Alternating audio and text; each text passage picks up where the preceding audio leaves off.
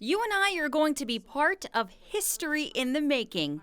Well, at least we will get to watch on Saturday as NASA, in partnership with aerospace manufacturer SpaceX, launches two astronauts to the International Space Station.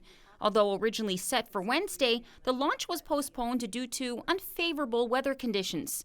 Now, Oakville resident Dr. David Williams is no stranger to space. The retired astronaut says this is a really historic moment for NASA and human spaceflight.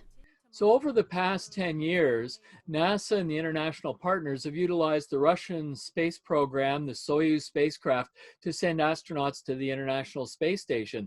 The last time we launched astronauts to the space station from Kennedy Space Center in Florida was roughly 10 years ago. So this is historic in the sense that we're now bringing launch capability back to NASA, back to the United States, once again launching crews from Florida to go to the space station. But more importantly, it's that unique partnership between a private sector company and NASA to build a launch capability to take humans in space. So this is not only the dawn of a new era of space exploration, it's the dawn of new capability that one day we'll see private sector technology used to take everyone into space. And that's going to be very exciting. The success of this launch will pave the way for further exploration in space. Williams says it's the beginning of an exciting time. Well, there's no question that the technology we're looking at today is technology to enable us to go farther in space and to stay longer. If you look at the capsule and you compare it to the capsule that was used in the Apollo program to send the astronauts to the moon, it looks very, very similar. Of course, what we're looking at today is a much more modern, technologically enhanced version, but fundamentally we're transitioning from the space shuttle, a winged spacecraft, into the use of a ballistic capsule that we can use to send astronauts to the space station, back to the moon, or potentially in the future on to Mars.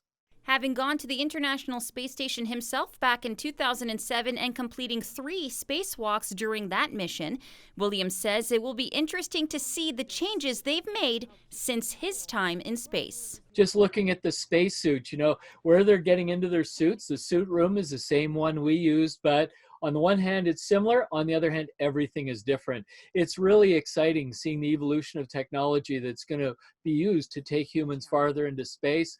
And I hope everything goes well on Saturday, that the weather lines up and that the spacecraft and the crew are ready to go. Saturday's launch coverage will start at 11 a.m. on NASA television or on NASA's website, with the actual launch set for exactly 3:22 p.m. Reporting for Halton News, I'm Melissa Candelaria.